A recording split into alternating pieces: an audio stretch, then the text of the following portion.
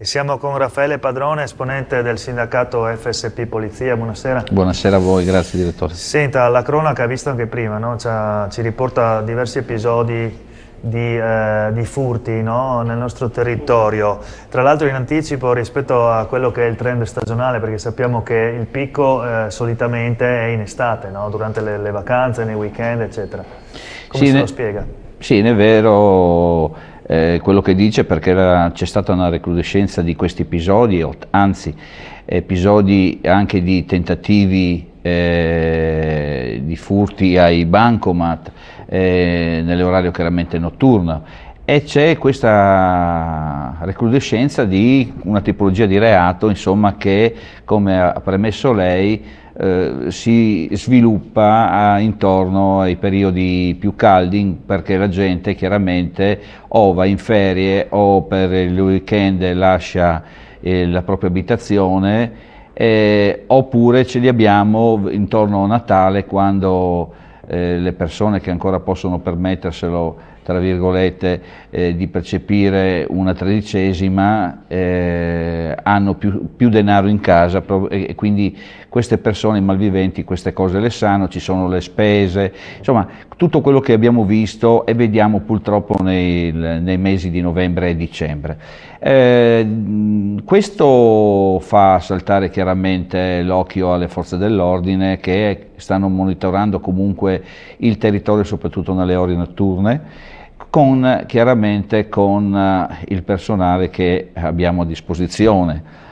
Siamo sempre su questo punto dolente. Sì, perché si possono mantenere delle stazioni dei carabinieri, ad esempio, che vanno in chiusura alle ore 20 proprio per la mancanza di personale. È inutile che ci nascondiamo, tutto il personale promesso non è mai arrivato. Vi do un'anticipazione: quest'oggi è stato introdotto un nuovo concorso per 1300 nuovi allievi agenti, ma che con tutto l'iter burocratico nostro italiano per le assunzioni non saranno in servizio prima di 1 anno e mezzo, 2 anni. E quindi purtroppo lei mi ricorda, notizia, no? Perché i concorsi erano fermi erano fermi, ma questi concorsi chiaramente sono diciamo favorevoli, perché potranno comunque andare a soccombere alla carenza del personale che nel 2025 ritroveremo, no? Come vi dicevo, quest'anno, per dire, solo nella nostra questura avremo 28-29 persone che lasciano il servizio, e poi nel 23 ci sarà un exploit di persone che per raggiunti limiti di età andranno in pensione, poi avremo un 24 tranquillo e il 25 sarà un altro default, quindi perché proprio quelli sono i limiti, e quindi la gente dopo 60 anni viene mandata chiaramente in quiescenza. C'è questa recrudescenza dei fenomeni anche notturni sui distributori, sui assalti ai bancomat, e questi sono fenomeni chiaramente che vanno controllati, seguono una loro attività di indagine, quindi sono persone diverse da quello dei furti degli appartamenti, ecco, voglio fare questa distinzione, però è un reato che purtroppo dà fastidio.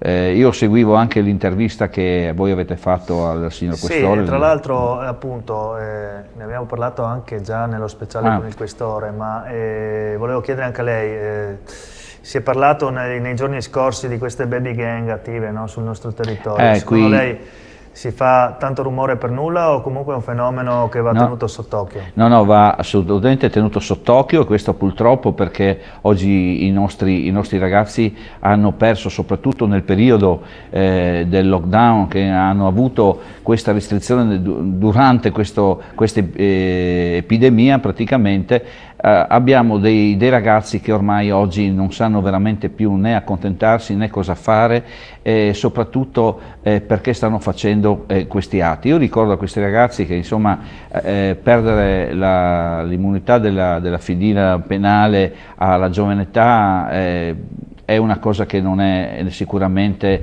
favorevole per il loro mondo lavorativo dopo, ma è un'attenzione che soprattutto nelle squadre investigative per i ragazzi, stiamo riportando purtroppo sui nostri tavoli investigativi, proprio perché abbiamo notato che ci sono questi gruppi di ragazzi. Oggi i ragazzi non sanno più cosa fare, oggi i ragazzi forse sono anche seguiti meno dalle scuole, oggi i ragazzi sono forse sicuramente meno seguiti dai genitori che devono recarsi al lavoro. Una volta c'era una condizione familiare diversa, il papà andava a lavorare, la mamma stava coi figli. Oggi questo non è possibile e vediamo questi ragazzi che si radunano e invece di fare sport che fa tanto bene o si drogano o fumano o alle 6 li vediamo davanti ai bar fino alle ore tarde della notte.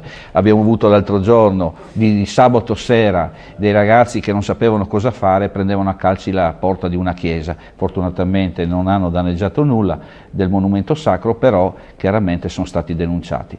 Se questa è gioventù.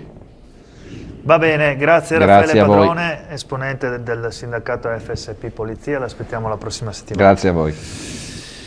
Presentati oggi in Municipio a Pordenone i progetti di potenziamento e ammodernamento dell'edilizia scolastica che il Comune mira a finanziare con i fondi del Piano Nazionale di Ripresa e Resilienza. Si tratta di lavori da circa 7 milioni di euro in totale. Vediamo.